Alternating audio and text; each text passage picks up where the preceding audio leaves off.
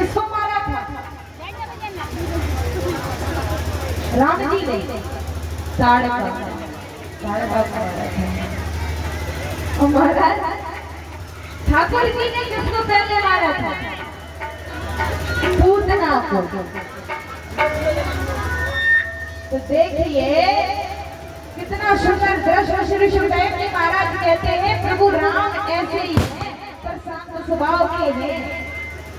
राम ने जो किया है, सुखदेव जी कहते हैं वो लोगों को करना चाहिए, और कृष्ण ने जो कहा है वो करना चाहिए। अगर आप सोचोगे नहीं जो कृष्ण ने किया हम तो वो करेंगे, हम क्यों कहाँ माने? तो देखो कन्हैया ने तो काली नाग पर नृत्य किया था, और भाई कहीं से हमारे पास तो छोटा सा सांप आ जाए ना तो लोग जो है लाठी ले लेकर दौड़ करके मारते।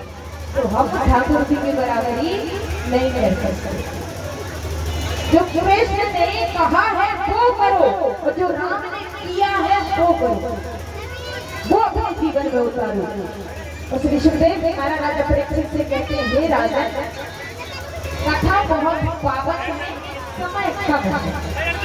तो राजा परीक्षित कहते हैं कि प्रभु विस्तार से बताइए और कि ठाकुर जी किस वंश में आए, किस वंश में आए कन्हैया? तो कहते हैं कि ठाकुर जी महाराज जो है चंद्रवंश, वो कैसे आए?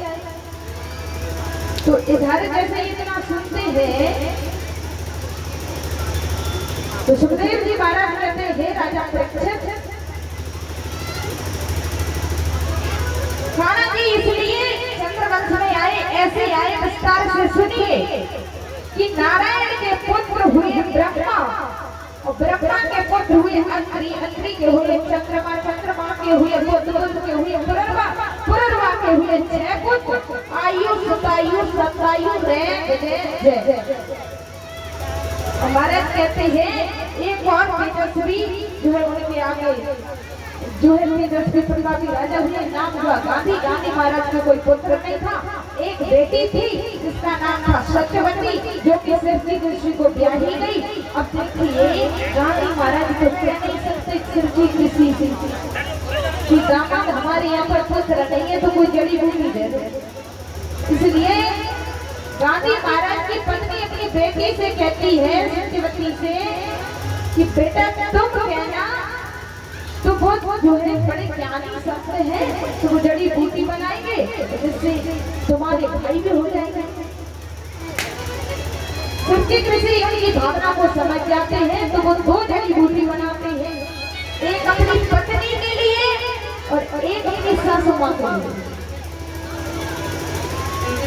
तो महाराज खाने में थोड़ी गलती हो गई, सासू माँ की खाली बेटी ने, बेटी की खाली माँ, जिससे गांधी महाराज के यहाँ पर पुत्र हुए, उनका नाम हुआ विश्वामित्र। और ऋषि के यहाँ पर जो पुत्र हुए उनका नाम हुआ जमदग्नि। जमदग्नि महाराज की पत्नी का नाम है रेणुका, और वही रेणुका के यहाँ पर हुए परशुराम। महाराज सहस्रार्जुन को एक बार जब गलती से जो है परशुराम महाराज के हाथों से वध हो जाता है, जब उनके पिता को पता चला तो वो बहुत डांट लगाते हैं, कहते हैं बेटा ये क्या किया तुमने? और महाराज इतना सुना तो वो कहते हैं जाओ चारों धामों की पैदल परिक्रमा करके आओ। ये देखिए आपके ही ग्राम से परिसर से हमारी बहन पूज्य श्री सुंदरी दीदी जी जो कि सुंदर कथावाचक जिन्होंने आपका ग्राम का क्षेत्र का नाम बहुत ऊंचा कर दिया है, तो ठाकुर जी का दीदी सम्मान कर रही हैं। एक बार जोरदार तालियों से उनका स्वागत किया। आपके क्षेत्र की आपके पास में पली बड़ी एक छोटी सी बच्ची जिन्होंने 6 सालों में ज्यादा नहीं तो 2-3 राज्यों में अपना नाम कर दिया है, और ये आपकी बच्ची है। सदा आप लोग इन पर आशीर्वाद बनाए रखते हैं। पूज्य श्री सुंदरी दीदी जी जो कि ठाकुर जी का सम्मान कर रही है। अब हमारी पूज्य श्री दीदी जी जो साध्वी नीलम भारती जी आपको 3 दिनों से इस ज्ञान गंगा रूपी नाव में अवगाहन करा रही हैं। एक बार जोरदार तालियों से उनका स्वागत किया जाए। तो कहते हैं कि ऐसी बहनें होना चाहिए, क्योंकि इन बहनों ने नाम कर दिया है पूरे हिंदुस्तान में। तो एक बार जोरदार तालियों से उनका स्वागत किया जाए।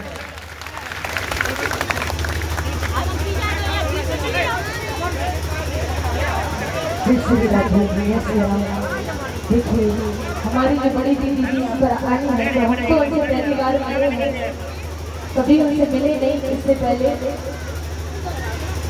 तो देखिए भगवान की कृपा है,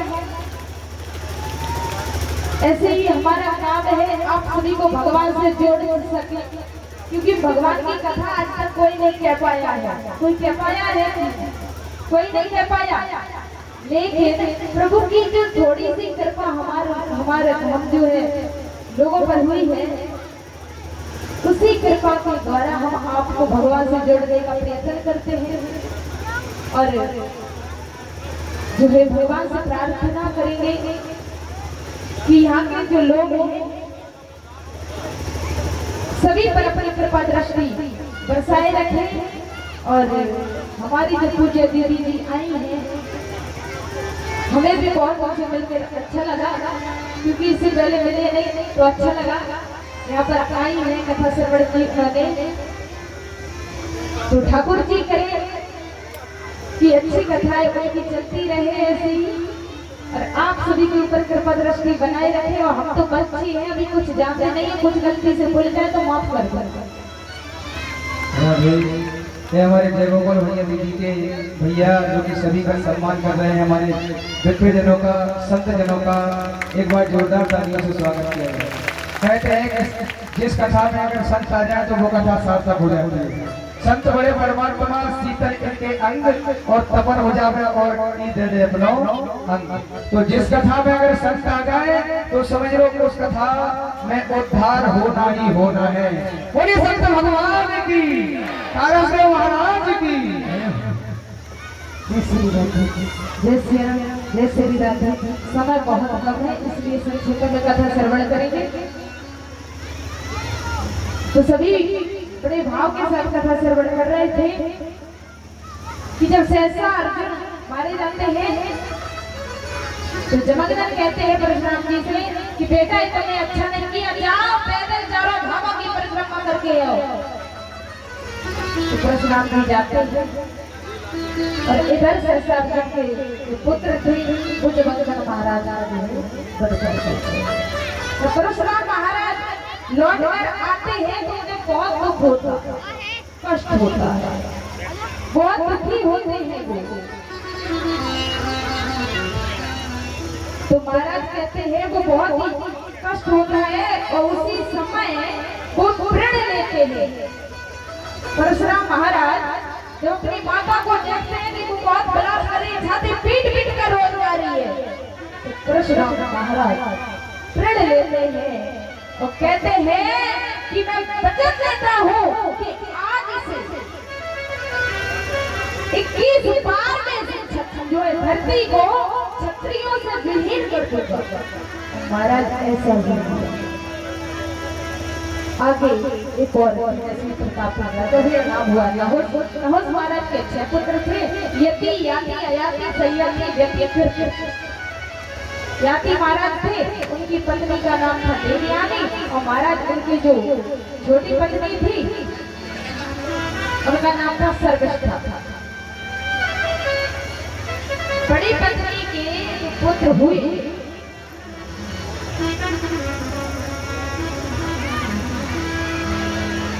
महाराज, उनके 2 पुत्र हुए दुराहु और अनु। यदु दुर्वसु और छोटी पत्नी के 3 पुत्र हुए दुराहु अनु कुरु। महाराज याति महाराज के जो ससुर जी हैं, देवयानी के जो पिता हैं, उन्हें पता चलकर बहुत बुरा लगता है। वो कहते हैं मेरी बेटी से विवाह कर लिया, और जो मेरी बेटी की सहेली थी उसके साथ भी विवाह कर लिया, इसलिए जाओ मैं तुम्हें श्राप देता हूँ कि तुम वृद्ध हो जाओ।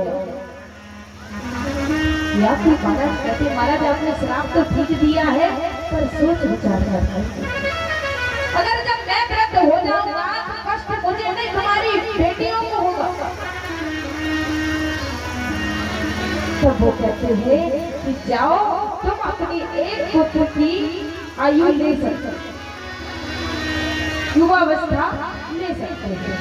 जब याति महाराज जाते हैं सभी पुत्र मना कर देते हैं, जो सबसे छोटे पुत्र गुरु महाराज को उनको अपनी युवावस्था दे देते हैं। तो महाराज कहते हैं कि याति महाराज को समय तक वर्ग तपस्या करते हैं। याति महाराज रहते हैं महल में, उनके पुत्र व्रत हो जाते हैं, तपस्या करते हैं। उन्हें याद आता है कि मेरे पुत्र के साथ कितना बड़ा अन्याय हुआ है, मैंने उसकी युवावस्था ले ली है, और बेचारा पता है कहाँ भटक रहा है। उन्हें अपनी गलती पर अपने को बहुत पछताता है। सब वो अपने पुत्र को बुलवाते हैं, उनकी युवावस्था वापस करते हैं। और महाराज आगे श्री सुखदेव जी महाराज रहते राजा परीक्षित वही गुरु महाराज के आगे वशिष्ठ जो है बड़े समय दशरथ हुए, दशरथ से फिर भरत हुए, भरत से ऋद्धिदेव हुए, और महाराज ऋद्धिदेव की बड़ी बड़ी जो है कीर्ति फैली, कीर्ति फैली। तो महाराज कहते हैं कि जो याति महाराज के बड़े पुत्र थे देवी, उनकी वंश में देवमीढ़ हुई। देवमीढ़ की जो है दो पत्नी थी, एक पत्नी के अर्जन परजन हुए और दूसरी पत्नी के नंद बाबा नंद ऐसे 9 पुत्र हुए। वसुदेव जी महाराज कहते हैं वसुदेव जी की 7 पत्नियां हैं, ऐसा भागवत जी में वर्णन आता है। वो 7 पत्नियां कौन कौन सी थी? सुखदेव जी महाराज कहते राजा परीक्षित ध्यान से श्रवण करो, ध्यान से सुनो। वो 7 पत्नियों के नाम है गौरवी, रोहिणी, भद्रा, इला, रोचना, वज्रा, देवकी। सबसे छोटी थी देवकी। उनके यहाँ पर ठाकुर की प्रार्थना हो गई। कैसे हुए ठाकुर को प्रार्थना?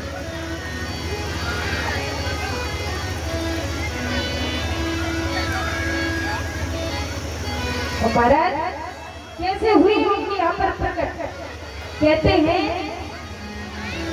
जो कंस के पिता थी सूर्यसेन, उग्रसेन महाराज, जो उग्रसेन महाराज थे, क्योंकि कहने में जो है हमारी थोड़ी जबान फिसल जाती है। तो महाराज उग्रसेन जो महाराज थे उनकी कोई सत्ता नहीं थी। एक बार उनकी पत्नी अपनी सखियों के साथ भ्रमण करने के घूमने गई बाहर, तो जो कहते हैं कि एक द्रौपदी नामक राक्षस की छाया उन पर पड़ी, जिससे कंस प्रकट हुआ। तो संतों ने बताया उग्रसेन महाराज को कि जो पुत्र आपकी पत्नी के गर्भ में पल रहा है वो पुत्र बड़ा ही पापी होगा, वो संतों को कष्ट पहुंचाएगा। जो भक्त भगवान का नाम लेंगे वो उनसे जो है बहुत ही क्रोधित रहा करेगा।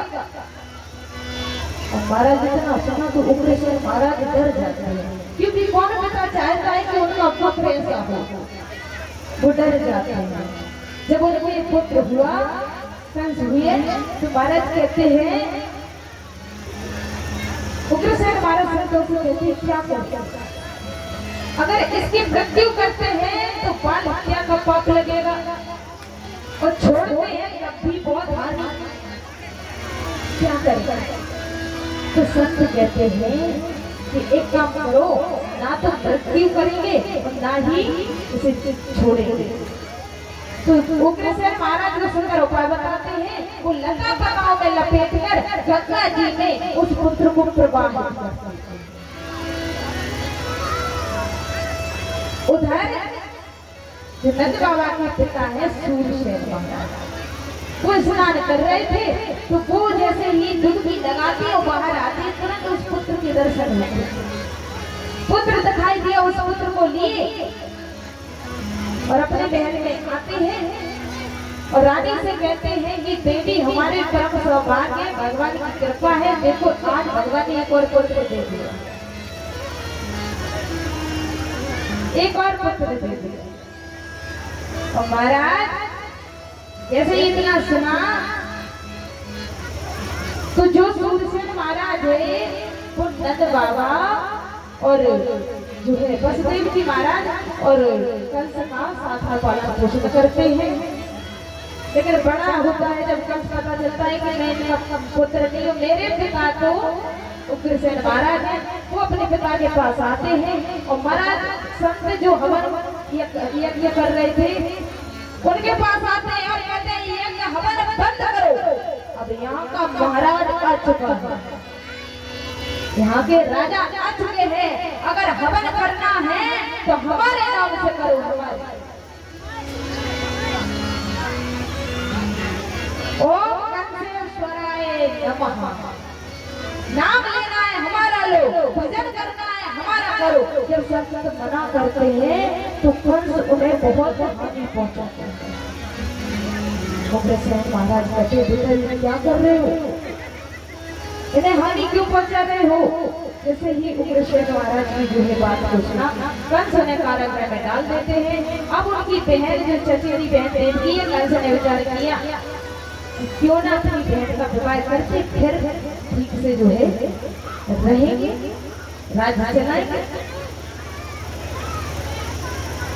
क्योंकि महाराज जैसे इतना विचार किया, मैया जो देवकी है कंस ने विचार किया कि देवकी का विवाह है हम वसुदेव जी के साथ कर देते हैं, वो हमारे मित्र भी हैं और रिश्तेदारी भी बन जाएगी।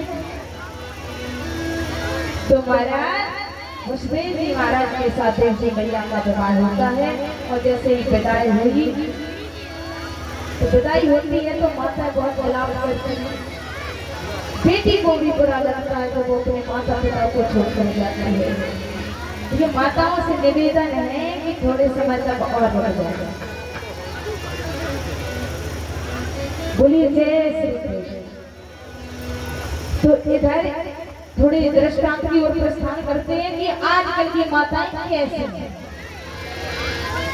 सुखदेव जी महाराज कहते हैं कि एक मैया जी की बेटी थी, उनका हुआ विवाह, अभी की घटना है, कलयुग की विवाह हुआ तो उसने अपनी थोड़ा पैसा था उसके पास जाता, लेकिन याद रखना सुखदेव जी महाराज कहते हैं कि कभी भी पैसा घर में आए व्यक्ति को अभिमान बड़े जल्दी आता है। अगर पैसा पास में आ जाए तो गरीब व्यक्ति पास में आ जाए, अगर पैसे वाले की तो वो मुंह फेर देता, बात करना पसंद नहीं करता हूँ। इसलिए सुखदेव जी महाराज कहते हैं कि सुधरावर लक्ष्मी पापी के घर हो और संत समागम हरि की कथा तुलसी दुर्लभ दोई। देखिए लक्ष्मी तो पापी लोगों के भी घर में होती है कि नहीं, पर लोगों के पास पैसा आता है पर वो ये समझते हैं कि इस दुनिया में मेरे सिवा कोई है ही नहीं, यही समझते हैं। लेकिन याद रखना ये पैसा हमारे साथ नहीं जाता, अकेले आता है व्यक्ति, अकेले जाता है। इसीलिए संत कहते हैं तूने जो कमाया उसे दूसरा खाएगा, खाली हाथ आया बंदे खाली हाथ जाएगा।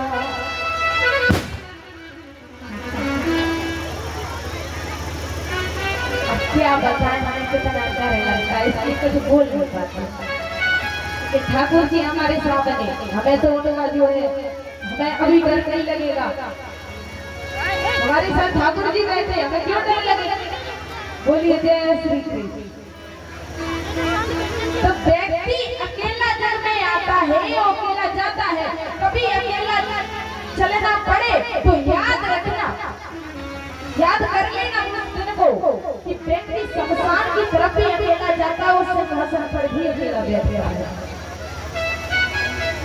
अगर साथ ये सोचो मेरा रिश्तेदार मुझे साथ देगा तो एक गलत है, कोई साथ नहीं देगा, धोखा साथ देगा भैया। क्योंकि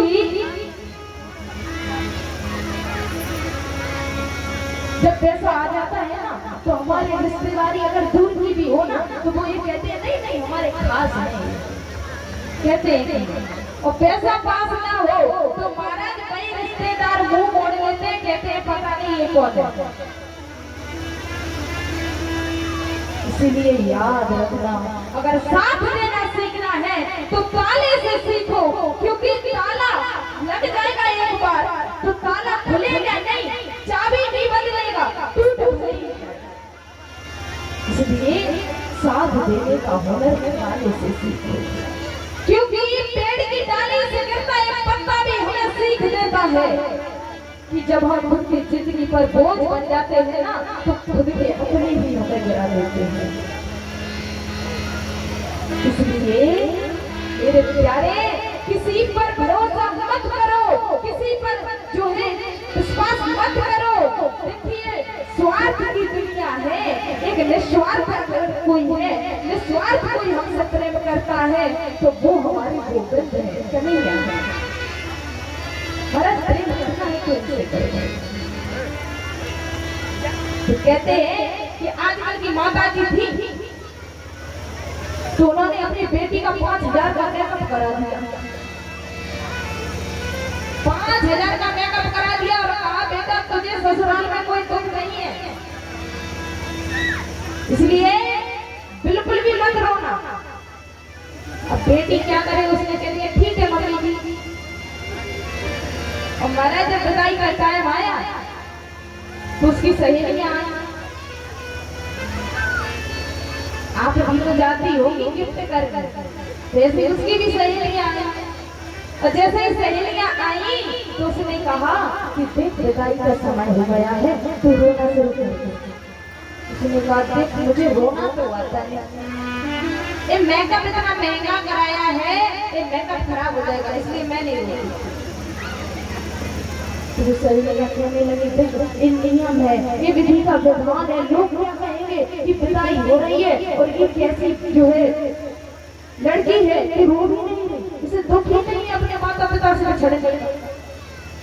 वो कहती है तो क्या करूं, तुम ही बताओ, मुझे रोना आता ही नहीं, मैं रो कैसे।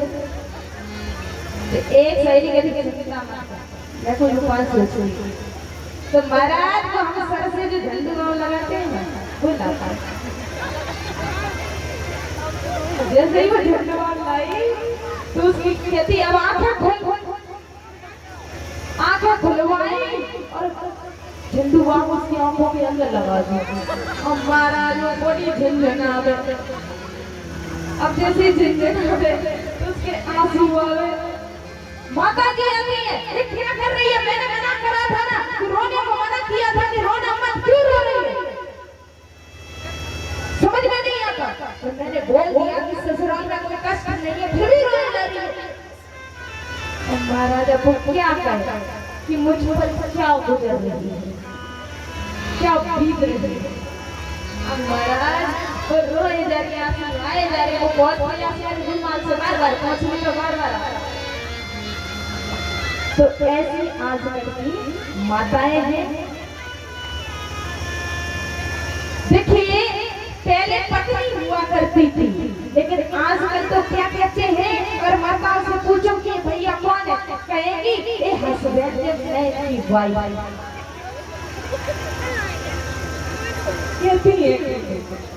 कहती है ना, अगर वो हस्बैंड है आप वाइफ हो तो तभी तो वो हंस हंस कर आपकी बैंड बजाते हैं, जब आप वाइफ की तरह उड़ती हो। तेज भागती हो तभी वो आपकी बैंड बजाते हैं। इसलिए हस्बैंड मत जो है वाइफ छोड़ो, पति का बोलिए जय श्री कृष्ण। तो महाराज इधर कंस अपनी बहन में विदाई करता है, विदाई का समय आया तो मैया कहती है अपने भाई से मां से कि मैं गुड़िया, मैं गुड़िया तेरे आंगन की, मैं गुड़िया। वो अपनी माँ से कहती माँ तू रोती क्योंकि बेटी का प्रदान बेटी को पराया होना भी पड़ता है, तो भी अपनी माता पिता को छोड़ कर आई। वो कहते हैं धन्यवान हो चाहे निर्धन की, मैं गुड़िया तेरे आंगन की, मैं गुड़िया। महाराज इधर जो है कंस अपनी माता को जैसे बहन को ले जाते हैं, माता बहुत विलाप करती है, देव की मैया उन्हें समझाती है। तो वहां से जैसे ही गए रथ में, जैसे ही अपनी बहन को चलाया उसी समय आकाशवाणी होती है। आकाशवाणी कहते हैं अरे कंस, जिस बहन को तू इतने प्रेम से विदाई कर रहा है, जिस बहन के इतने चाव से तू विदाई कर रहा है, उसी का अष्टम गर्भ तेरा काल होगा। हमारा आकाशवाणी समाप्त हो गई। अब कंस को बड़ी चिंता। कंस के मंत्री कहते हैं एक काम करो, वसुदेव जो है वसुदेव जी बहुत कहते हैं कि कंस जो भी तुम्हारी बहन के पुत्र होगा वो हम तुम्हारे लिए समर्पित कर देंगे, लेकिन मंत्री कहते हैं नहीं, विश्वास मत करो इन पर, तो वो कारागृह में डलवा देते हैं। महाराज 6 पुत्र देवकी के कंस ने मार दिए और महाराज 7वें जो है स्वयं श्री लखनलाल शेषनाग अवतारी स्वयं आते हैं। प्रभु ने विचार किया कि ये तो मेरे शेषनाग हैं, अगर वो तो उसे क्या पता, इसलिए वो अपनी योग माया से कहते हैं कि जाओ रात्रि में जो है देवकी मैया के गर्भ से इस बालक को रोहिणी की मैया के गर्भ में पहुंचा देते। योग माया वैसे ही करती है। इधर कंस को पता चलता है तो कंस जो है कंस कहता है गर्भ में